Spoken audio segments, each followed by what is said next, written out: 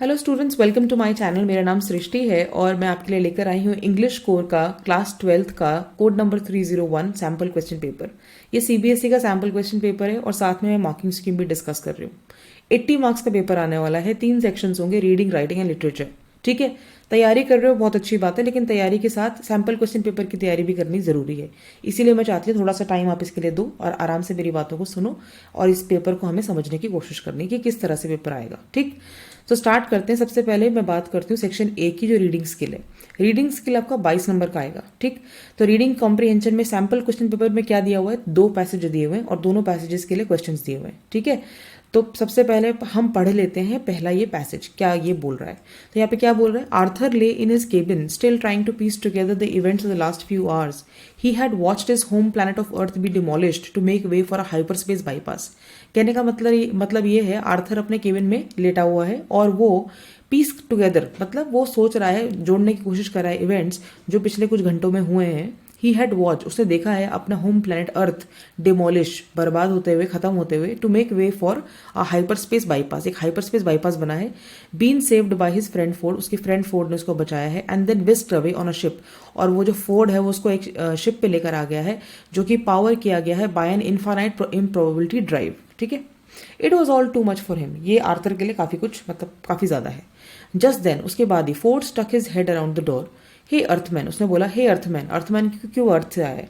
Come and have a look at this, एक बार इसे देखो। Arthur stumbled after him down a corridor and into the ships control room. He gazed in amazement at the banks of controls and flashing lights. तो Arthur ने क्या बोला, Arthur ship control room में गया और उसने अमेजमेंट में देखा, बैंक ऑफ कंट्रोल्स देखा, फ्लैशिंग लाइट्स देखी। In the centre of the room was a large console. Room के सेंटर में क्या था, एक बड़ा सा कंसोल था, covered in button and switches. Button and switches में वो घिरा हुआ था। And in the middle of the console, console के बीच में क्या था, एक स्मॉल छोटा माउस। ठीक, आर्थर बोलता है ये क्या है, व्हाट्स दैट? तो फोर्ड क्या कहता है, दैट्स द शिप्स कंप्यूटर, ये शिप का कंप्यूटर है। Arthur stared at the mouse, Arthur mouse को देखता है, वो बोलता है ये कंप्यूटर है, that's a computer, he said. तो यप सेड फोर्ड, यप मतलब हाँ, फोर्ड ने कहा।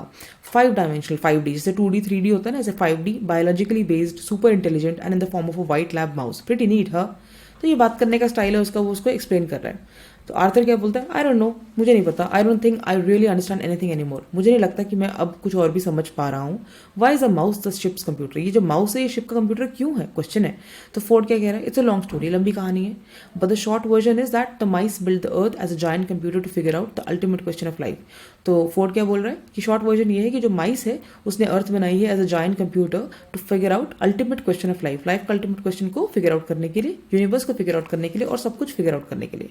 Then they run out of money and had to destroy to make way for hyperspace bypass. फिर उस माइस को क्या करना पड़ा, रन आउट ऑफ मनी मतलब पैसे खत्म हो गए उनके, एंड उनको डिस्ट्रॉय करना पड़ा एक हाइपरस्पेस बाईपास बनाने के लिए। So now they using the Heart of Gold to finish the calculation. अब वो हार्ट ऑफ गोल्ड को इस्तेमाल कर रहे हैं। ठीक है, तो पढ़ते जाओ फ्लो में। Arthur was about to say something, Arthur कुछ कहना चाहता था, but at that moment the ship's intercom crackle to life. फिर इंटरकॉम जो है वो क्रैकल किया। इंटरकॉम क्या बोलता है, good evening heart of gold.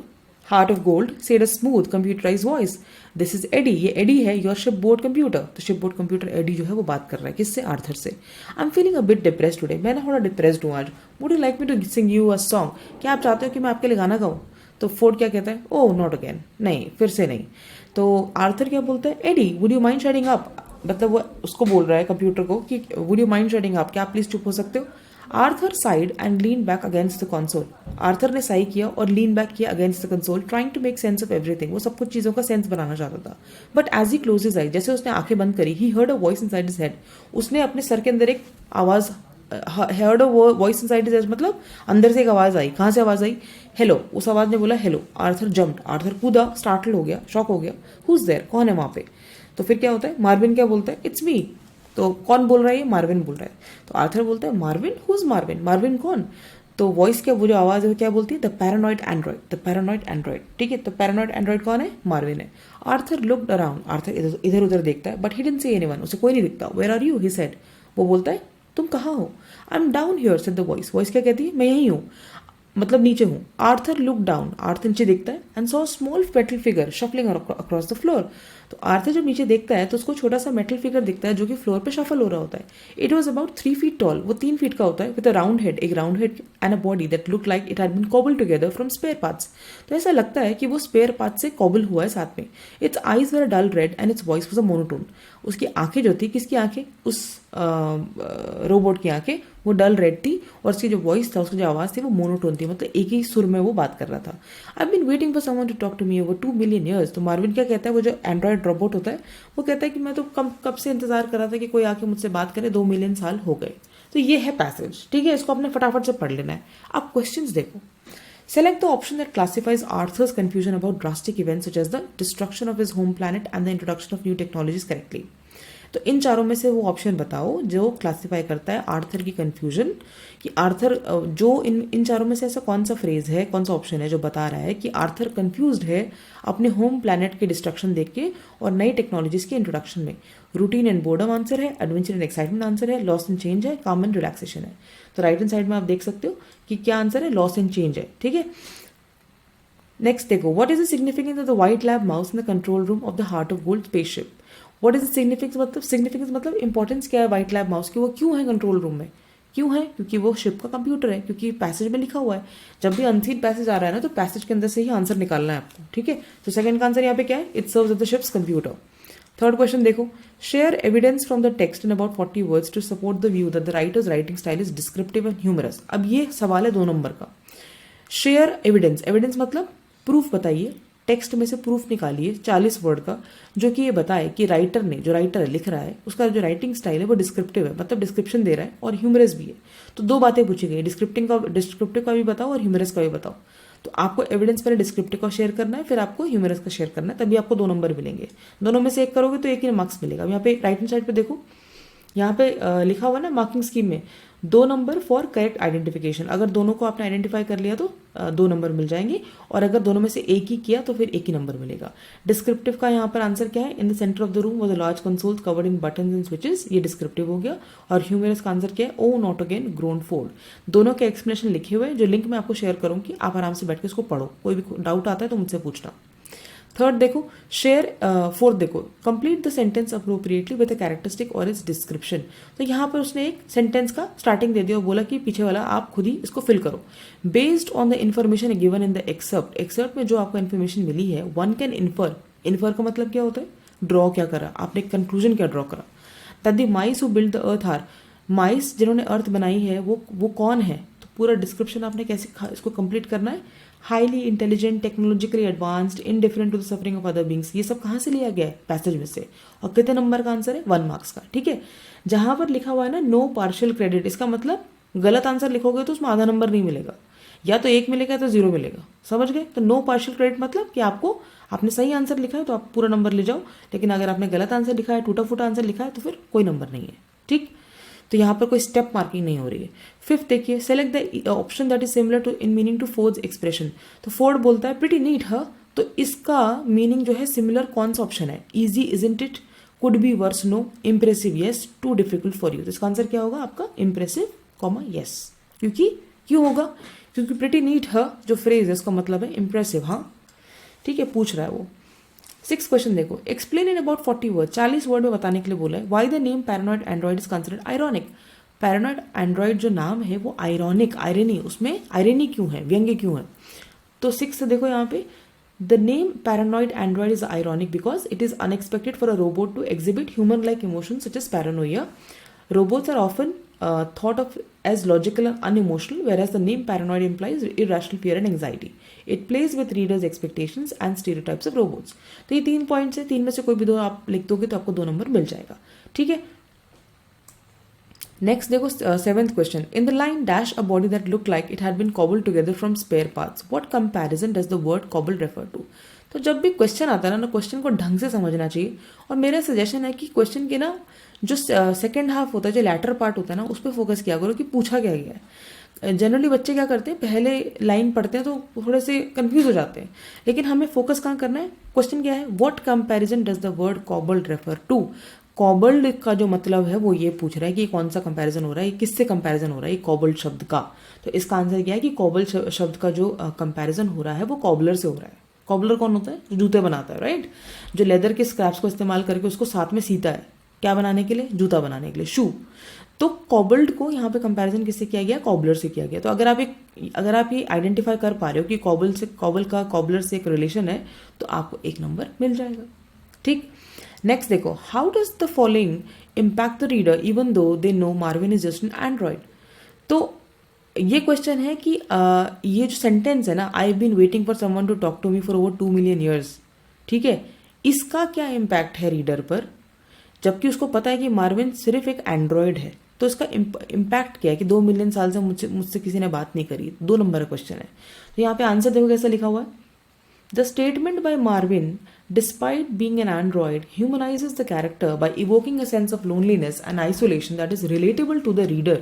It also emphasizes the theme of the alienation and lack of communication between beings in the vastness of space.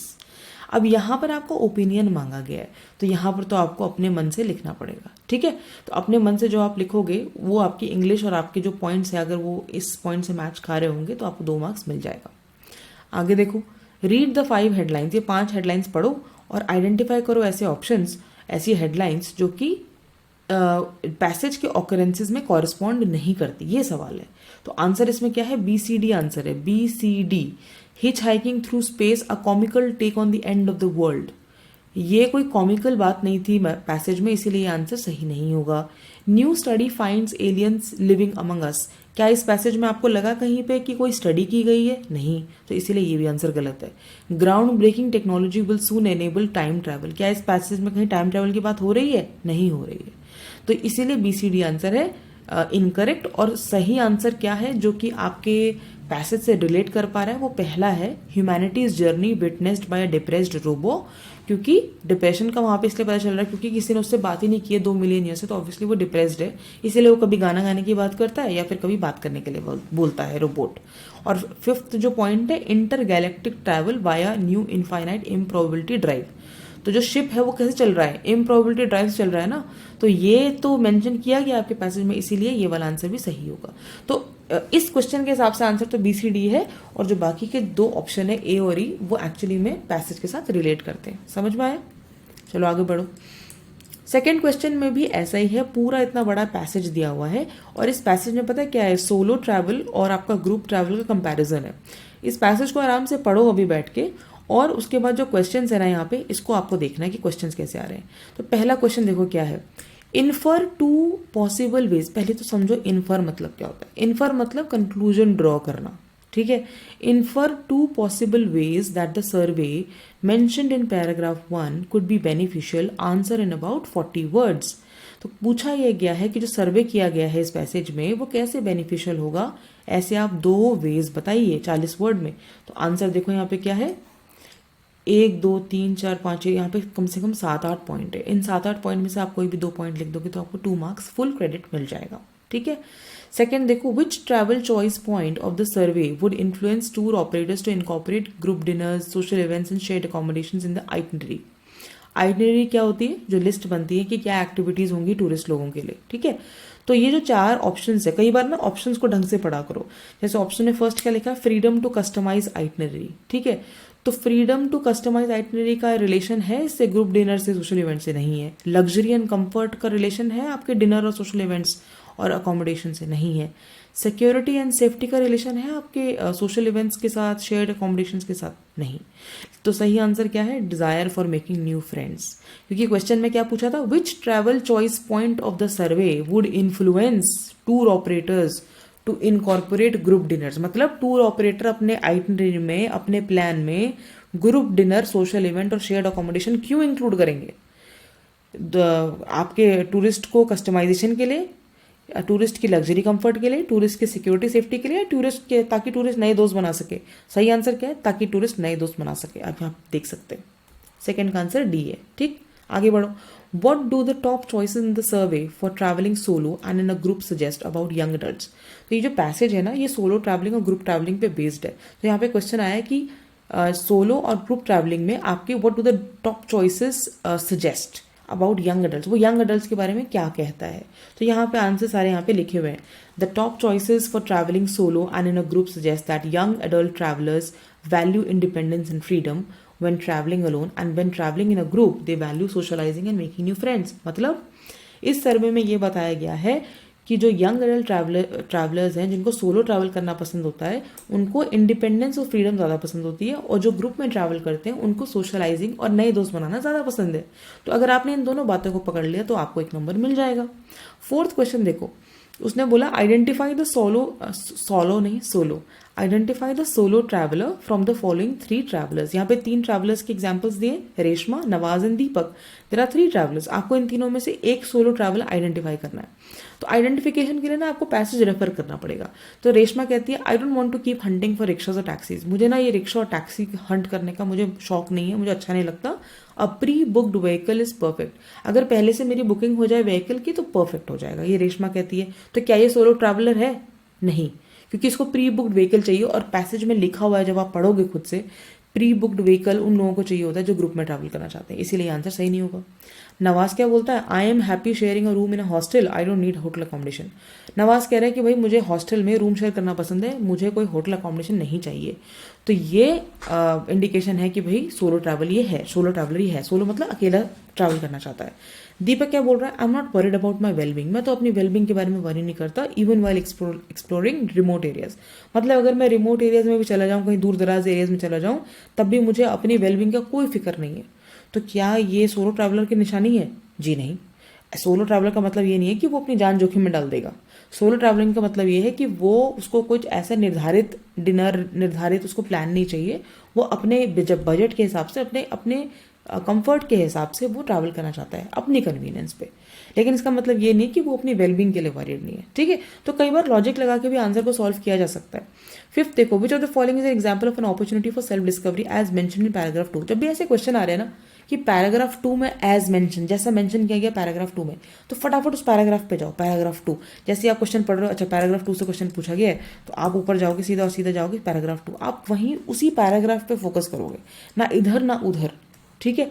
तो ध्यान से क्वेश्चन को पहले पढ़ो अनसीन पैसेज के, और बहुत आसान हो जाएगा आंसर निकालना, ठीक है। तो कोई मतलब स्टोरी नहीं है कि आप आराम से बैठ के एग्जाम में स्टोरी पढ़ रहे हो। आपको अनसीन पैसेज फटाफट सॉल्व करना है, और सॉल्व इस तरीके से करना है कि पहले 1-2 बार स्किम कर लेना है पैसेज को, फिर क्वेश्चंस को ध्यान से पढ़ना है, ऑप्शन ध्यान से देखने, फिर वापस जाना है पैसेज के अंदर कंफर्म करने के लिए कि यही आंसर है कि नहीं।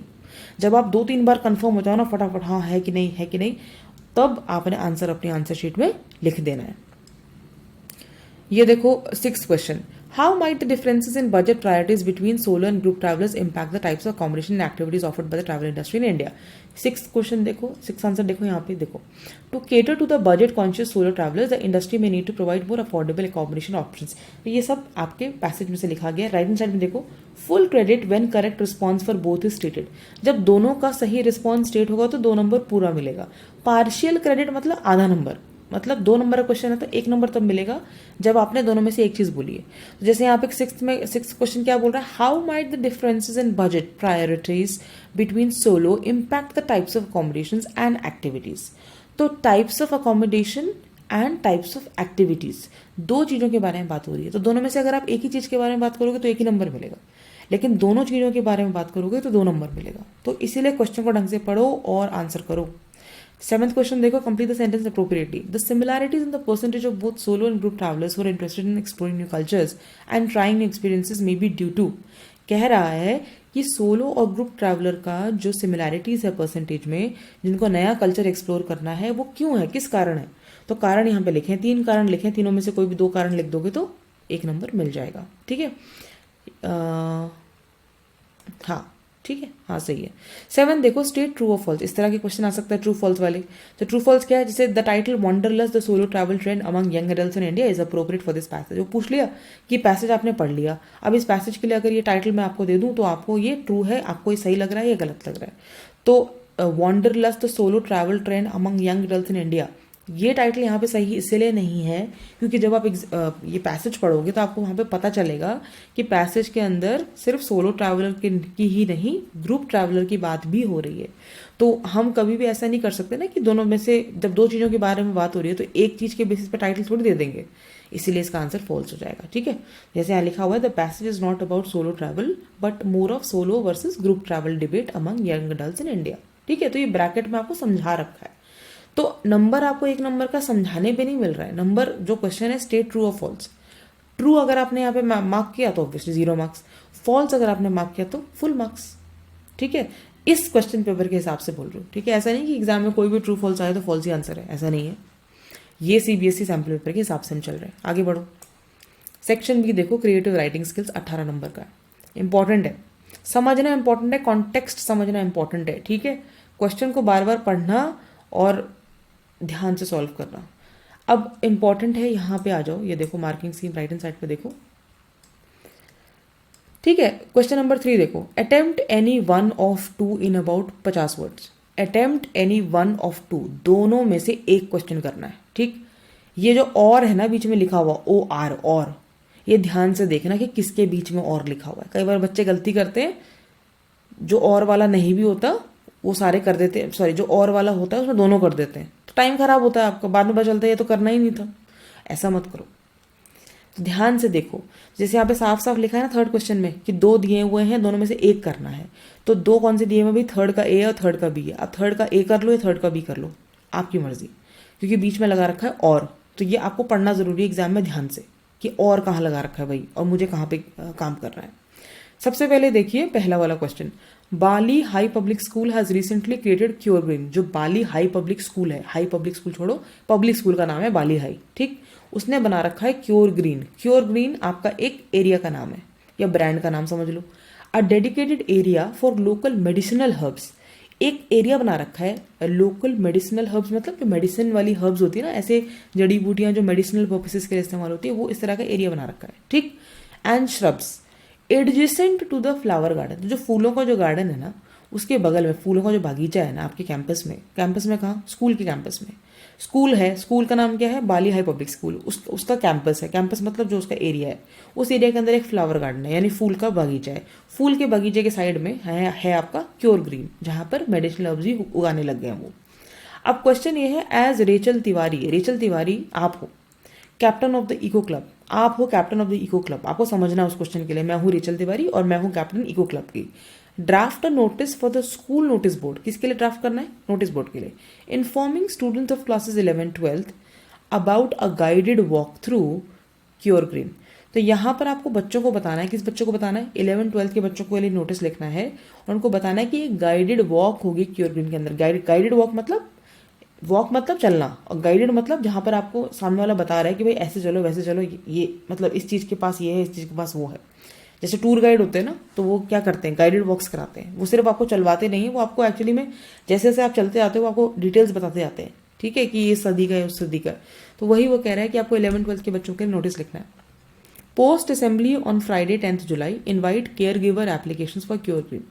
तो वो कह रहा है कि असेंबली के बाद होगा ये जो वॉक होने वाली है, और ये फ्राइडे को होगी 10 जुलाई को, और केयर गिवर एप्लीकेशंस इनवाइट आपको करने हैं। ठीक है, क्योंकि इनवाइट यहाँ पे वर्ब की तरह इस्तेमाल हो रहा है। केयर गिवर एप्लीकेशंस मतलब जो केयर देने वाले, किसको केयर दोगे आप, क्योर ग्रीन को। ठीक है, जो एरिया है। तो ये आपको पहले जो क्वेश्चन आएगा उसको समझो कि मुझे लिखना क्या है, उसके बाद इमीडिएटली दिमाग में आपके आना चाहिए इस तरह का फॉर्मेट। अब राइट हैंड साइड पे देखो, जब आप नोटिस लिख रहे हो तो उसमें आपको समझना है, अगर 4 नंबर का क्वेश्चन है तो 4 नंबर डिवाइड कैसे हो रहा है, 1 नंबर मिल रहा है फॉर्मेट का। अगर आपने फॉर्मेट लिखा है सही से आपने नोटिस का, तो 1 नंबर तो कहीं नहीं जाएगा, 4 में से 1 नंबर जरूर आएगा। दूसरा चीज, कंटेंट का नंबर है 2 मार्क्स है कंटेंट के। अच्छा कंटेंट लिखोगे 2 मार्क्स पूरा मिलेगा, नहीं लिखोगे तो ऑब्वियसली कम मिलेगा। और 1 नंबर है accuracy of spelling and grammar के। अगर स्पेलिंग मिस्टेक करोगे फालतू की, ग्रामर मिस्टेक्स करोगे फालतू की, तो नंबर भाई कटेगा। लेकिन अगर आप स्पेलिंग एंड ग्रामर की मिस्टेक्स नहीं करते हो तो आपको 1 मार्क मिलेगा। ठीक है, तो अभी आपको घबराना नहीं है, जब एग्जाम आएगा अब बस ये करना, चलो ठीक है, पहले तो मैं फॉर्मेट को सेट करता हूँ कि फॉर्मेट मुझे लिखना है। ठीक है, करती हूँ, लड़के दोनों को एड्रेस कर रही हूँ, और फिर मैं स्पेलिंग ग्रामर का भी ध्यान रखता हूँ। ठीक है, बीच में आता है कंटेंट 2 नंबर का, तो आपको वो समझना है कि कंटेंट में क्या लिखना है। अब आप यहाँ देखो, ए में क्या लिखा हुआ है, ये name of organisation, notice, heading, date, detail, signature, name और डेजिग्नेशन, ये तो फॉर्मेट हो गया। अब कंटेंट जो 2 नंबर का क्वेश्चन है ना, इसके अंदर आप क्या लिखोगे, पहला है करेक्ट फॉर्मेट, जो सही फॉर्मेट है वो लिख दो, ठीक है, हो गया। दूसरा ड्रॉइंग अटेंशन, ये फ्रेज होना चाहिए, स्टूडेंट्स ऑफ 11-12, ये फ्रेज होना चाहिए उसके अंदर, कहाँ, नोटिस में। मेंशनिंग द इवेंट, इवेंट को मेंशन करना, इवेंट क्या है, गाइडेड वॉक। ठीक है, कहाँ पे, cure green. Giving details, details आप दे दोगे असेंबली के बाद फ्राइडे 10 जुलाई। DTV क्या होता है, डेट टाइम और वेन्यू। डेट क्या है 10 जुलाई, टाइम क्या है पोस्ट असेंबली, असेंबली के बाद, और वेन्यू क्या है, वेन्यू कहाँ है, वेन्यू है आपका क्योर ग्रीन का एरिया जो कि एडजेसेंट है टू द फ्लावर गार्डन। ठीक है, ठीक है। अब आगे देखो इनवाइटिंग एप्लीकेशंस। एप्लीकेशंस किसके लिए इनवाइट करनी थी आपको, केयर गिवर्स। तो सपोज अगर आपने कंटेंट में केयर गिवर की कोई बात ही नहीं करी तो आपको 2 में से 2 क्यों देंगे हम, ठीक है, 2 में से 1 ही मिलेगा ना, या कम मिलेगा थोड़ा सा। Line with reference to the undersigned, line with reference to the undersigned मतलब जो आप अंडर सिग्नेचर लिखोगे, ठीक है। तो इस तरीके से आपको डिजाइन करना है। जो बी पार्ट है वो भी आपको सेम ऐसे ही डिजाइन करना है, उसमें कुछ अलग नहीं है, बट उसमें क्योंकि टॉपिक अलग है तो फिर ऑब्वियसली कंटेंट के पॉइंट्स चेंज हो जाएंगे, लेकिन स्पेलिंग, ग्रामर और आपका फॉर्मेट ये तो सेम रहेगा। सेकंड क्वेश्चन देखो बच्चों, थर्ड का बी देखो, you are the secretary of the neighbourhood watch scheme. Neighbourhood watch scheme है, उसके सेक्रेटरी आप हो, जस्तिनापुर सेक्टर D3 सोसाइटी आपका एड्रेस है। आपको अपने सोसाइटी के नोटिस बोर्ड के लिए एक नोटिस बनाना है। Informing residents about the change of personal. Personal कौन होते हैं, जो लोग काम करते हैं सोसाइटी में। हेड सिक्योरिटी कौन होता है, जो सिक्योरिटी का हेड होता है, ठीक है, सिक्योरिटी गार्ड बोल लो, सिक्योरिटी हेड बोल लो। Gate number 2 and share necessary details. Also include the news of installation of the much awaited security camera. तो आपको सोसाइटी के नोटिस बोर्ड के लिए ये बताना है कि जो सिक्योरिटी कैमरा लगने वाला था वो अब लगने वाला है on the eastern periphery of the society. Society के ईस्टर्न पेरिफेरी पे वो कैमरे लगेंगे। तो यहाँ पर आपको क्या बताना है, ड्रॉइंग अटेंशन रेजिडेंस, रेजिडेंस का अटेंशन आप ड्रॉ कर रहे हो, इन्फॉर्मेशन आप स्टेट कर रहे हो, डिटेल्स आप दे रहे हो, अवेटेड न्यूज को शेयर कर रहे हो। अवेटेड न्यूज किस चीज की, किस चीज की, अवेटेड न्यूज सिक्योरिटी कैमरा की, है ना। Line with reference the undersigned. Undersigned मतलब जो अंडरसाइंड कौन है यहाँ पे, आप हो ना, क्योंकि आप सेक्रेटरी हो नेबरहुड वॉच स्कीम के, तो वो आपका अंडरसाइंड हो गया। तो कंटेंट अगर आपने सही से लिखा बच्चों, और आपने स्पेलिंग ग्रामर ठीक रखी और आपने फॉर्मेट ठीक रखा, तो आपको पूरे 4 नंबर मिलेंगे। ठीक है, तो विश्वास रखो अपनी तैयारी पे और टेक्निकल तरीके से आप क्वेश्चन को अटेम्प्ट करना है। अब आगे आ जाओ, क्वेश्चन नंबर 4 देखो। क्वेश्चन नंबर 4 के भी 2 पार्ट्स है ना, ए और बी, ठीक है। अब यहाँ पे बीच में वर्ड आ गया और, तो ध्यान देना कि वे दोनों में से एक ही करना है और 50 वर्ड का करना है, ठीक है। तो पहला 4th का ये देख लो, you are the student head cultural affairs at MK senior secondary school. तो जल्दीबाजी में स्कूल के नाम गलत सलत नहीं लिखने हैं, जो लिखा है वही लिखना है। MK सीनियर सेकेंडरी स्कूल, आप कौन हो, स्टूडेंट हेड हो, किसके, कल्चरल अफेयर्स के।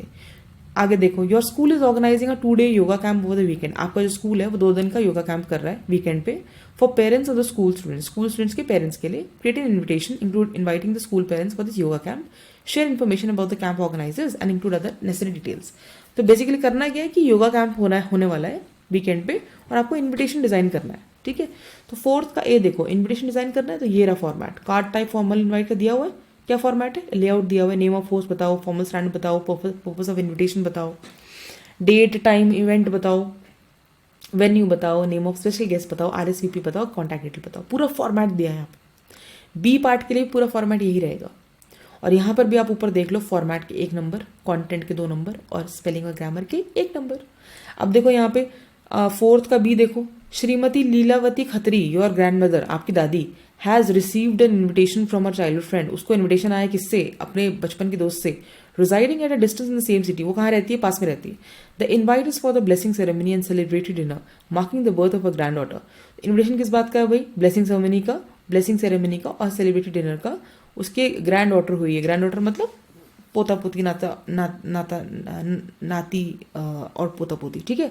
Your grandmother wishes to attend the event but would need to be accompanied by a family member.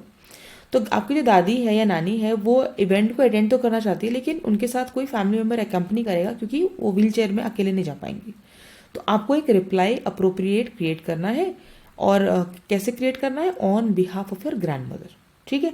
तो ये भी क्वेश्चन 4 नंबर का ही है। तो आप सेम फॉर्मेट यहाँ पर ये इन्विटेशन रिप्लाई का यूज करके आप ये दादी वाला जो वो है रिप्लाई है वो आप फ्रेम कर सकते हो, ठीक है। अब आ जाओ क्वेश्चन नंबर 5। क्वेश्चन नंबर 5 में देखो कितने हैं क्वेश्चंस, 5 का ए और बी है, चलो ठीक है। अब ए और बी है तो सबसे पहले तो इतना बड़ा ये डायग्राम दिया हुआ है, इस डायग्राम को पहले देख लिया करो। डायग्राम से काफ़ी तो आइडिया विजुअल से समझ में आ जाता है। तो ये क्या है, ये टेक 1 टेक 2 वाला साइन बना हुआ है ना यहाँ पे, Mili Jauhar arts assistant directors wanted for feature film, ठीक है। ऐड दिया हुआ है। क्वेश्चन क्या है देखो, क्वेश्चन है, यू आर दमनजीत सिंह, आप हो Damanjeet Singh, a fresh graduate हो फिल्म मेकिंग के, बीएफए के, स्कूल का नाम दिया हुआ है JTTI Chandigarh. You saw the given ad in the newspaper and wish to apply for the position advertise, आपने न्यूज़पेपर में ऐड देखा, आपको अप्लाई करना है। राइट लेटर टू मिली जौहराज, आपको लेटर लिखना है अलॉन्ग विथ योर बायोडाटा, आपको सीवी भी देना है और एक्सप्रेस करना अपना interest in the advertise post, simple है। तो आप कौन हो, दमनजीत सिंह हो। अब देखो यहाँ पे 5th का ए, इधर देखो राइट हैंड साइड में देखो, फॉर्मल लेटर में क्या है, 1 नंबर का फॉर्मेट, 2 नंबर का कंटेंट, 1 नंबर है आपके ऑर्गेनाइजेशन के लिए। किस चीज़ का ऑर्गेनाइजेशन, आपके आइडियाज़ का ऑर्गेनाइजेशन। और 1 नंबर किस बात का है, स्पेलिंग और ग्रामर का। तो इस हिसाब से मिल रहे हैं ना मार्क्स, 2 3 4 5, 5 नंबर। ठीक, तो 5 नंबर बटे हुए हैं, 5 नंबर, ऐसा नहीं कि 5 नंबर बस बहुत अच्छी इंग्लिश है तो 5 नंबर मिल जाएंगे, ऐसा कुछ नहीं है। अगर आपने इन चीज़ों को फॉलो किया तो आपको नंबर अच्छे मिलेंगे। फॉर्मेट है 1 नंबर, कंटेंट अच्छा 2 नंबर, ऑर्गेनाइज आपके जो बातचीत करने का जो लिखने का तरीका, रिटन कम्युनिकेशन ऑर्गेनाइज्ड है 1 नंबर, स्पेलिंग ग्रामर कोई मिस्टेक नहीं है 1 नंबर। ठीक, तो यहाँ पे फॉर्मेट में क्या क्या है लेटर में, सेंडर का एड्रेस, डेट, रिसीवर का एड्रेस, सब्जेक्ट सैल्यूटेशन और सब्जेक्ट लेटर, कॉम्प्लीमेंट्री क्लोज। ठीक है, योर्स ट्रूली लेटर के लिए लिखोगे, letter to editor and business circuit yours sincerely, यहाँ पे ये भी लिखा हुआ है। कंटेंट में लिखा हुआ है covering letter, reference to the ad, conveying suitability for the position, submission of application, ये चारों पॉइंटर्स हैं important. Biodata as a separate enclosure, क्योंकि यहाँ पे सीवी की बात की गई है ना, तो अगर आप सीवी का जिक्र नहीं करोगे तो नंबर नहीं मिलेंगे। तो जैसे सीवी इसने बोला हुआ था यहाँ पे कि बायोडाटा भी देना है, तो इसलिए बायोडाटा का एक पॉइंट बना रखा है, profile of self, education qualification, work ex, references and relevant information. तो ये कंटेंट हो गया। बी पार्ट का कंटेंट देखो, ये तो हो जाएगा। बी पार्ट कंटेंट देखो, बी पार्ट में क्या बोलता है, despite being an essential component road safety infrastructure many people do not respect zebra crossing, बहुत सारे लोग जो जेब्रा क्रॉसिंग को ध्यान नहीं देते और वो ट्रैफिक रूल्स को फॉलो नहीं करते, जिससे कि रोड पे हाजिरस सिचुएशंस हो जाती हैं। तो क्वेश्चन ये है बच्चों, write related to the editor of a national daily, national daily मतलब न्यूज़पेपर, जो देश का अखबार है, उसके एडिटर को आपने लिखना है एक लेटर, अपना कंसर्न आपको उसको शेयर करना है और एग्जामिन करने reasons for such behaviour, provide suggestions for spreading awareness of rules and etiquettes involved and ways to ensure adherence. आपको सजेशंस प्रोवाइड करने हैं, रूल्स के अवेयरनेस को स्प्रेड करने हैं, एटिकेट को स्प्रेड करना है और एडहेरेंस मतलब आपको लोगों को बोलना है कि इसको फॉलो करना है। यूज द गिवन क्यू मतलब hint, use the given cue along with your own ideas.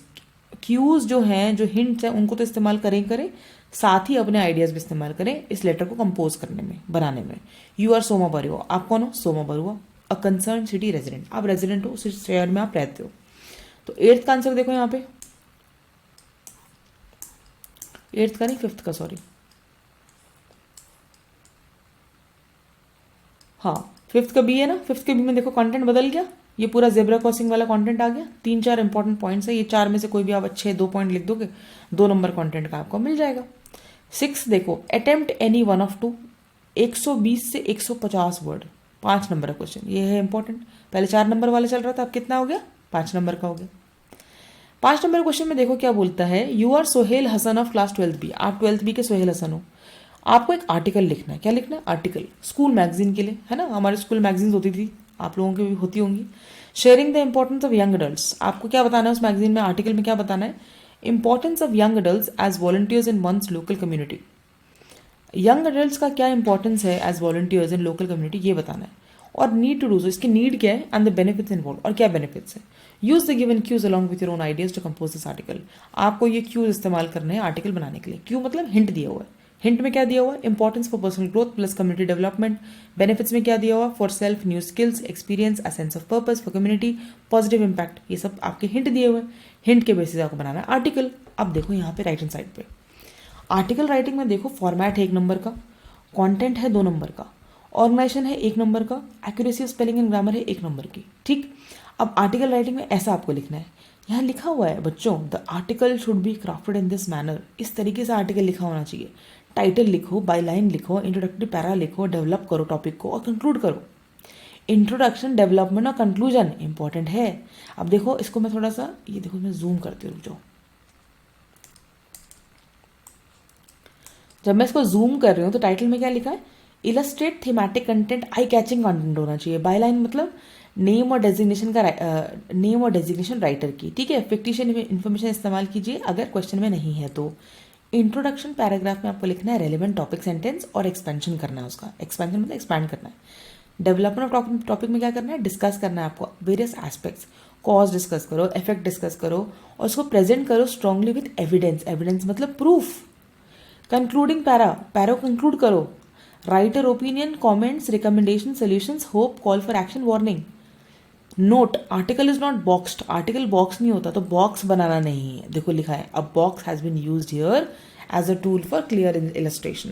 तो पूरा आर्टिकल का पूरा मतलब एनाटॉमी दे रखी है ना उसकी, कैसे मतलब क्या पार्ट्स हैं उसके। तो अगर आप ये पार्ट्स को समझते हो, अगर आप अच्छा इंट्रोडक्शन देते हो आर्टिकल में, अच्छा डेवलपमेंट करते हो उसका, अच्छा कंक्लूजन करते हो, टाइटल अच्छा लिखते हो, बायलाइन लिखते हो, तो आपको 100% मिलेंगे 2 मार्क्स कंटेंट के। ऑर्गेनाइजेशन के भी 1 नंबर मिल जाएगा, और स्पेलिंग ग्रामर सही होगी तो 1 नंबर, और फॉर्मेट सही है, फॉर्मेट तो है ही सही अगर आपने फॉलो किया तो आपके 5 नंबर पूरे। ठीक है, तो ये हो गया। अब देखो 6 का बी देख लो, क्योंकि बीच में और था। अब या तो आप ये आर्टिकल लिख लो या फिर ये RW वाला क्वेश्चन कर लो। RW वाला क्वेश्चन क्या बोलता है? RWA Nandipura launched a volunteer program for the young adults in and around the neighborhood on 18 जनवरी। जो RWA था, नंदीपुरा था, उसने क्या किया? वॉलंटियर प्रोग्राम लॉन्च किया। किसके लिए लॉन्च किया भाई? यंग अडल्ट के लिए, बच्चों के लिए, यंग बच्चों के लिए। ठीक है, 18 जनवरी डेट दे दी। एज सुनीता जी, आप कौन हो? सुनीता हो, the local correspondent of the neighbourhood newsletter. आप कॉरेस्पॉन्डेंट हो। कॉरेस्पॉन्डेंट कौन होते हैं? जो मीडिया कंपनीज में काम करते हैं। राइट अ रिपोर्ट, आपको रिपोर्ट लिखनी है covering this event. Support your ideas with outline cues given below to craft your report. आपको रिपोर्ट बनानी है। अब रिपोर्ट बनाने के लिए क्या करें? रिपोर्ट में क्या क्या लिखोगे? रिपोर्ट में लिखोगे फॉर्मेट। फॉर्मेट में क्या है आपका? Headline, byline, reporting place and date, paragraphing, organisation, introductive paragraph, 1 और 2 बॉडी पैराग्राफ्स और कंक्लूडिंग पैराग्राफ और विटनेस अकाउंट्स। ऑर्गेनाइजेशन कंटेंट कैसा होना चाहिए? Who, where, what, wow, what did those present think. ये आप एक बार फॉर्मेट पढ़ लेना अभी इस वीडियो को देखने के बाद। हु, नेम ऑफ इवेंट, ये बताना जरूरी है रिपोर्ट में। यहाँ पे साफ साफ लिखा है, report should answer these questions. तो अगर ये सवाल है और अगर मुझे ये आंसर नहीं मिल रहे हैं आपके रिपोर्ट में, तो नंबर मिलने मुश्किल होंगे ना। तो आपको ये लिखना ज़रूरी है। नेम ऑफ इवेंट क्या था, स्पॉन्सर क्या है, स्पेशल गेस्ट तो नहीं कोई आ रहे या आए थे, सॉरी आ रहे नहीं, आए थे, रिपोर्ट कर लो ना आप। डेट, टाइम, प्लेस लिखना ज़रूरी है। टाउन, सिटी, वेन्यू लिखना ज़रूरी है। इवेंट या प्रोग्राम का डिटेल लिखना ज़रूरी है। ऑब्जर्वेशन और कॉमेंट्स लिखना ज़रूरी है। ये सारे पॉइंट्स लिखोगे तो नंबर मिलेंगे। बी पार्ट देखो सर क्या है? Reason why the programme was launch was organise by whom. कौन ऑर्गेनाइज कर रहा है, कब, क्यों, कौन। Event details, refer to cues, conclude including witness या पार्टिसिपेंट अकाउंट से आपको कंक्लूड करना है। तो ये सब फॉर्मेट्स हैं आपके रिपोर्ट के। तो रिपोर्ट है, आर्टिकल है, सबके फॉर्मेट आराम से मार्किंग स्कीम में दिए हुए। एक बार पढ़ लेना इसको एग्जाम में जाने से पहले, ताकि आपको क्लैरिटी हो जाए कि आपको पेपर को कैसे अटेम्प्ट करना है। ठीक है, पेपर कैसे आपको परफॉर्मेंस देनी है पेपर एग्जाम में। अब आ जाओ सेक्शन सी पे। सेक्शन सी है आपका literature text book and supplementary reading text. ये आपका कितने नंबर का आने वाला है? 40 नंबर का, 40 marks. 40 marks. Let us read the first question. Read the given extracts and answer the questions for any one of the 2 given. अब time waste नहीं करना है आपको। Read the given extracts, extracts को पढ़िए और क्वेश्चंस दीजिए for any one of the 2। इसका मतलब ये नहीं है कि एक के नीचे 2 क्वेश्चंस करने हैं, नहीं। इसका मतलब ये है कि मैंने 2 एक्सट्रैक्ट्स दिए हैं, दोनों में से एक एक्सट्रैक्ट चुन लो और उसके जो भी क्वेश्चन है वो करो। तो 7th का पार्ट देखो, ए के नीचे कितने क्वेश्चन है? 1 2 3 4 5 6 क्वेश्चन है। और आगे बीच में बी में कितने क्वेश्चन है? 1 2 3 4 5 6 7 8, सॉरी 6। तो 6 क्वेश्चन यहाँ ऊपर, इधर भी 6 क्वेश्चन है और ऊपर भी 6 क्वेश्चन थे। ठीक है, तो और कितने यहाँ पर आपके पास क्या है ये, कितने आपके पास ये आ गए एक्सट्रैक्ट्स? 2। ठीक है, तो और जहां लगेगा ध्यान से आपको करना है उसको। फर्स्ट क्वेश्चन क्या है? विच of the following themes is. ठीक है, तो ये क्वेश्चन और आंसर है। ये क्वेश्चन आंसर आप यहाँ से कर सकते हो और इन दोनों के आंसर भी आप यहाँ से देख सकते हो। कहाँ से देखोगे? मार्किंग स्कीम से। ठीक है, तो यहाँ पर हम आ गए। उसके बाद देखो दोबारा से एक क्वेश्चन आया, 8th question. Read the given extracts and answer the questions for any one of the 2 given. अब यहाँ पर भी 2 एक्सट्रैक्ट्स है, एक ए है क्लाइमेट चेंज पे और दूसरा है कौन सा? टाइगर किंग पे। दोनों में से कोई एक करना है, दोनों में से कोई एक करना है।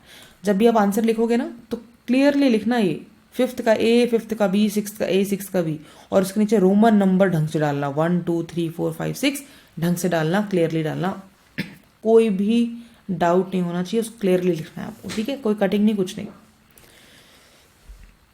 9th क्वेश्चन देखिए, read the given extracts and answer the questions for any one of the 2 given.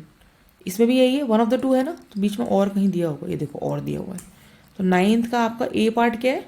School, ये ग्रेड बसल वाला है। ठीक है, लास्ट लेसन से दिया हुआ है। तो इसमें ये क्वेश्चन दिए हुए 2 सेंसरी डिटेल्स बताइए, ये एमसीक्यू दे दिया, कंप्लीट सेंटेंस दे दिया, ठीक है कोई दिक्कत नहीं है। 4th 5th 6 आप कर लेंगे। बी देखो ये भी दिया हुआ है पूरा लॉस स्प्रिंग से दिया हुआ है, प्रोज से, ठीक है। तो यहाँ पर भी लॉस स्प्रिंग वाले जो क्वेश्चन यहाँ पे दिए हुए हैं 6 क्वेश्चन दिए हुए हैं, तो आप सारे कर सकते हो। कितने नंबर के? 1-1 नंबर के, ठीक है। 1-1 नंबर के टोटल कितने नंबर का है ये? 6 नंबर का, ठीक है। तो ये हो गया। और 10th ये सारे आंसर यहाँ मिल जाएंगे आपको मार्किंग स्कीम में, बढ़ते जाओ आगे। अब आ जाओ 10th पे। 10th देखो, 10th इंपॉर्टेंट, हाँ 10th भी इंपॉर्टेंट है। 10th में क्या बोला है कि 6 क्वेश्चन दिए हुए हैं, 6 में से 5 करने, 40 से 50 वर्ड में करने। 1 2 3 4 5 6 क्वेश्चन है, 6 में से कितने करने हैं हमें?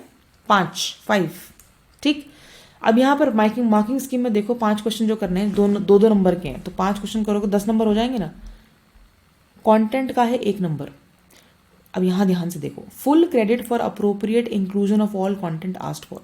जो भी कंटेंट मांगा गया है, अगर आपने वो सारा इंक्लूड किया है तो आपको पूरा 1 नंबर मिलेगा।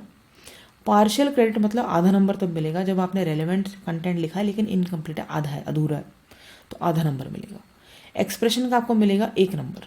Full credit for effective organisation, partial credit half for some semblance of organisation of ideas. मतलब हल्के फुल्के अगर ऑर्गेनाइजेशन है तो आधा नंबर, अगर बढ़िया से ऑर्गेनाइज्ड आंसर है तो पूरा 1 नंबर। और यहाँ पर इंपॉर्टेंट चीज़ देखो, deduct half marks from the overall score if the error density is high. मतलब ये जो 2 नंबर के क्वेश्चन है ना, अगर इसमें आप बहुत सारी ग्रामर की, स्पेलिंग की मिस्टेक्स करते हो तो आधा नंबर पूरे स्कोर में से काटना है, जरूरी है, ठीक है। तो इसका मतलब कितना इंपॉर्टेंट है कि आपका आंसर जो है ग्रामेटिकली फ्री होने चाहिए, है कि नहीं, ठीक है। तो ये आपने कर देने हैं 6 में से कितने? 5 क्वेश्चंस कर दोगे, हो जाएगा। 11th क्वेश्चन देखो, answer any 2 of the following 3 questions in about 40-50 words. ये कितने नंबर का क्वेश्चन है? 4 नंबर का क्वेश्चन है। तो ये 3 क्वेश्चंस दिए हुए हैं आपके। How can we say that वदाई packet incident reveals what the writer lacked the cognitive emotional maturity. और एक है आपका on the face of it, और दूसरा है आपका एनिमी से। तो ये 3 में से 2 क्वेश्चन करने हैं, ठीक। क्वेश्चन नंबर 12 लास्ट क्वेश्चन देखो, ये है 5 नंबर का। 5 नंबर के क्वेश्चन में क्या चाहिए उनको? इसमें भी और वाले क्वेश्चन दे रखे हैं। देखो एक ऊपर रॉबर्ट फ्रॉस्ट वाला दे रखा है कि आपको अपने आप को पैब्लो नेरूडा समझना है, पोएट ऑफ कीपिंग क्वाइट। और आपको क्वेश्चन देखो, what advice might you offer to Robert Frost. आप रॉबर्ट फ्रॉस्ट को क्या एडवाइस दोगे, जो कि पोएट है रोड साइड स्टैंड का, in the context of his conflicted emotions as displayed here. तो ये रॉबर्ट फ्रॉस्ट की लाइन है और आपको अपने आप को पैब्लो नेरूडा समझना है और आपको ये बताना है कि आप रॉबर्ट फ्रॉस्ट को क्या सलाह देंगे, क्या एडवाइस देंगे। एडवाइस कैसे लिखनी है, स्टार्ट कैसे करना है, एंड कैसे करना है, वो भी बता रखा है, तो आप आसानी से इसको बिल्ड कर सकते हो। और दूसरा क्वेश्चन क्या है यहाँ पे? दूसरा क्वेश्चन ये है कि different portrayals of women in the text. ये जो आंट जेनिफर टाइगर है आपका, गोइंग प्लेसेस है, लॉस्ट स्प्रिंग है, माई मदर एट 66 है, इसमें औरतों का जो अलग अलग पोर्ट्रेल दिखाया गया है, offer insight into the experiences of women in society. ये बताती है कि समाज में हमारे औरतों के साथ क्या क्या एक्सपीरियंसेस होते हैं। You have been asked to address your peers and share. आपको बोला गया है कि आप अपने पियर्स को एड्रेस कीजिए, अपने साथ के जो लोग साथी हैं उनको एड्रेस कीजिए और शेयर कीजिए the ways this portrayals highlight the diversity of the female experience. कैसे ये पोर्ट्रेल्स, यहाँ पे 4 चीजें लिखी है, aunt Jennifer, going places, lost spring, my mother at 66। इन चारों में से कोई भी 3 इस्तेमाल करना, ठीक है। तो यहाँ पर क्या लिखा है? These portrayals highlight the diversity of the female experience, ये बताइए। दूसरा, importance of understanding each individual women's challenges and experiences. Compose this draft with reference to any 3 of 3 prescribed texts. तो ये भी आप आसानी से कर सकते हैं। ये 12th का आपका बी आंसर यहाँ देखो, 12th का आपका अब इसमें नंबर देखो कैसे मिल रहे हैं। ये जो पैब्लो नेरूडा वाला क्वेश्चन है और ये वाला क्वेश्चन है, इसमें बोलता है कि 5 नंबर का जो क्वेश्चन है, जो 5 नंबर का क्वेश्चन है लास्ट में जो आने वाले हैं, उसमें 2 नंबर तो कंटेंट के मिलेंगे। यहाँ लिखा देखो क्या लिखा है, full credit for sustained clear well developed personal response to the task that appropriately justifies any arguments. अगर आपका जो पर्सनल रिस्पॉन्स है आंसर का, वो सस्टेन्ड है, वो कंटिन्यूस चल रहा है, वो क्लियर है, वो वेल डेवलप्ड है, तो आपको पूरा क्रेडिट मिलेगा, 2 नंबर मिलेंगे। आपको 1.5 मार्क्स से मिल सकता है उस 2 नंबर में से, 1 भी मिल सकता है और आधा भी मिल सकता है, as per the response clarity and relevance. आपका जो रिस्पॉन्स आप लिख रहे हो वो कितना क्लियर है और वो कितना रेलिवेंट है, कितना वो रिलेटेबल है उस टॉपिक से, वो डिसाइड करता है कि आपको 2 में से 1.5 मिलेगा, 1 मिलेगा कि आधा मिलेगा, ठीक। और अगर बहुत ही बढ़िया लग रहा है एग्जामिनर को आंसर, तो वो तो पूरा 2 नंबर आपको देगा। 5 नंबर क्वेश्चन की बात कर रही हूँ। एक्सप्रेशन कितना? एक्सप्रेशन के मार्क्स है 2 नंबर। एक्सप्रेशन में क्या बोलता है? Full credit for effective organisation. पूरा क्रेडिट मतलब पूरा 2 नंबर मिलेंगे अगर आपने ऑर्गेनाइज किया सही से थॉट्स। स्ट्रक्चर आपका अच्छा होना चाहिए, रेलेवेंट वोकैबुलरी, आपके जो शब्द आपने शब्दावली इस्तेमाल करी है वो अच्छी होनी चाहिए, and effective relay of ideas. Relay मतलब आइडियाज आपके मतलब कंटिन्यूस फ्लो होते जाने चाहिए, ऐसा होना चाहिए। और दोबारा ये बात लिखिए कि 1.5, 1 और आधा नंबर मिलेगा as per the level of coherence and cohesion. Coherence मतलब आप दो सेंटेंसेस वाक्यों के बीच में कैसे लिंक दिखाते हो, और एक क्या एक फ्लो मेंटेन हो रहा है कि नहीं हो रहा है। अगर हो रहा है तो अच्छे नंबर मिलेंगे आपको। और एक्यूरेसी का मार्क्स कितना है? 1 नंबर। अब ये ध्यान से देखो 5 नंबर क्वेश्चन में कैसे मार्किंग हो रही है। एक्यूरेसी का 1 number, full credit for none to minimum errors. 5 number के क्वेश्चन में अगर कोई भी एरर नहीं है, 0 एरर है, तो 1 नंबर पूरा मिल जाएगा। या बहुत कम, कहीं इक्का दुक्का इधर उधर थोड़ा सा एरर हो गया तो 1 नंबर पूरा मिल जाएगा। लेकिन पार्शियल क्रेडिट आधा नंबर तब मिलेगा जब आपकी स्पेलिंग और ग्रामेटिकल मिस्टेक होगी, लेकिन मतलब मोटा मोटा 80% सही होगा, 20% मिस्टेक होगी तो आपको आधा नंबर मिल जाएगा। लेकिन no credit for error density causing impediment in understanding. लेकिन 5 नंबर के क्वेश्चन में अगर आप ऐसे ही कुछ भी इरेलेवेंट इधर से उधर लिख रहे हो तो इम्पेडिमेंट होगा, यानी कि परेशानी आएगी, रुकावट बनेगी। अगर समझने में ही परेशानी आ रही है, समझ में रुकावट आ रही है, और एरर डेंसिटी बहुत ज़्यादा है, एरर डेंसिटी मतलब एरर्स आपके बहुत ज़्यादा डेंस है, मतलब कई कई जगह पे बहुत सारा एरर कर रहे हो, आप एक ही तरह के एरर बार बार कर रहे हो, बहुत सारे एरर कर रहे हो, तो उस सिचुएशन में आपको एक्यूरेसी का 1 नंबर नहीं मिलेगा। तो हमें क्या कोशिश करनी है स्टूडेंट्स? हमें ये कोशिश करनी है कि हम जो आंसर लिखने जा रहे हैं 5 नंबर का, वो हम सोच समझ के लिखें, ताकि कम से कम कटिंग हो, कम से कम ग्रामेटिकल मिस्टेक्स हो, और कम से कम स्पेलिंग मिस्टेक हो। और स्पेलिंग मिस्टेक अगर हो भी जाती है ना तो उसे कट करके सही कर देना, ठीक है? तो वो भी दर्शाता है कि हाँ ठीक है, आपने गलती कर दी थी लेकिन आपने सही आंसर भी लिख दिया। ये नहीं कि मैंने लिख दिया अब तो छोड़ो, क्योंकि ये छोड़ो के चक्कर में क्या होगा, वो एक्यूरेसी का जो 1 नंबर मिलना होगा 5 में से वो चला जाएगा। तो हमें 5 नंबर क्वेश्चन को ऐसे ऐसे की तरह नहीं लिखना है कि निबंध लिखना शुरू कर दिया, नहीं। 5 नंबर क्वेश्चन को समझने की कोशिश करो कि अच्छा, उसको अच्छा बनाने की कोशिश करनी है, अच्छा बना के लिखना है। 2 नंबर का कंटेंट, 2 नंबर का एक्सप्रेशन, 1 नंबर की एक्यूरेसी, ठीक है? ये जेड क्लास वाला क्वेश्चन है ना, जो as grown up Z class reflects on the incident about cutting off long hair. Diary entry लिखिए, 5 नंबर की डायरी एंट्री बोल दी, अब आप लिखने शुरू हो गए डायरी एंट्री, आराम से आप लिखे जा रहे हैं फ्लो में, आपको पता ही नहीं कि उसको स्टार्ट कब करना है, खत्म कब करना है। आपको 120 से 150 वर्ड बोला गया, आप 200-250 पे पहुंच गए हो, तो वर्ड लिमिट का ख्याल रखो, ठीक है? और ये जो पॉइंट्स यहाँ पे दिए हुए हैं ना, ये देखो एंड में, हाँ ये जो पॉइंट्स दिए गए ना यहाँ पे 13th क्वेश्चन के, ये जो 5 नंबर के जो पॉइंट्स है, ये ध्यान में रख के आंसर लिखना। कंटेंट, एक्सप्रेशन और एक्यूरेसी, 5 नंबर में कंटेंट, एक्सप्रेशन और एक्यूरेसी, ठीक है? 4 नंबर में हमारे पास क्या थे? 4 नंबर में हमारे पास था कंटेंट का 1 नंबर, एक्सप्रेशन का 1 नंबर, ठीक? सॉरी 2 नंबर क्वेश्चन में तो ये था, और बाकी बीच बीच में यहाँ पे मार्किंग स्कीम में आपको दिख जाएगा। और जैसा कि मैंने आपको बस समझा दिया, आर्टिकल राइटिंग का क्या फॉर्मेट है, नोटिस का क्या फॉर्मेट है, रिपोर्ट राइटिंग का क्या फॉर्मेट है, इन्विटेशन लिखने का क्या फॉर्मेट है, वो सब कुछ मार्किंग स्कीम में दिया हुआ है। सीबीएसई का ओरिजिनल पेपर है, 2023 का सैम्पल क्वेश्चन पेपर है ये, मार्किंग स्कीम के साथ। आई होप आपको थोड़ा अंडरस्टैंडिंग मिला कि किस तरीके से आपको आंसर्स अटेम्प्ट करने हैं। लिंक मैं शेयर करती हूँ डिस्क्रिप्शन पे, वीडियो देखने के बाद एक बार फिर पढ़ो, ठीक है? और मुझे बताओ, कमेंट्स में बताओ मुझे कि आपको कितना समझ में आया है वीडियो, और अब आपकी स्ट्रैटेजी कैसे चेंज होगी आपका एग्ज़ाम देने में। तो ये कुछ बातें मैं जानना चाहूँगी आपसे इस वीडियो के बाद। मुझे अच्छा लगा आपको पढ़ा के, आई डोंट नो आप लोगों को कैसा लगा, लेकिन मुझे बहुत अच्छा लगा आप लोगों को ये समझा के।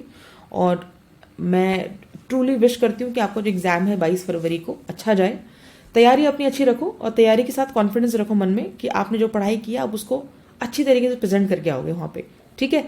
तो घबराना नहीं, और अपनी स्ट्रेंथ्स पे भरोसा रखो, एंड आई एम श्योर कि आप अच्छा करेंगे 100%, ठीक है? All the very best, signing off, thank you so much.